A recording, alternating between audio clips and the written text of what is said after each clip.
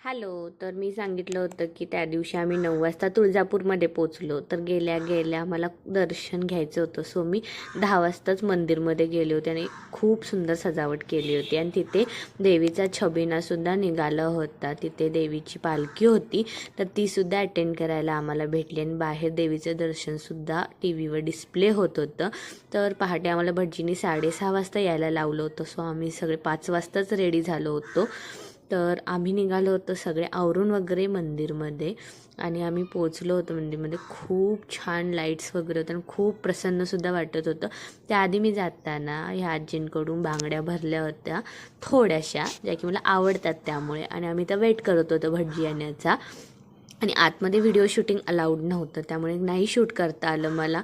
पण दर्शन अभिषेक खूप मस्त झाला. अगदी खूप खूप असे डोळे भरून आले होते. तर परत भेटू नेक्स्ट व्लॉगमध्ये. बाय.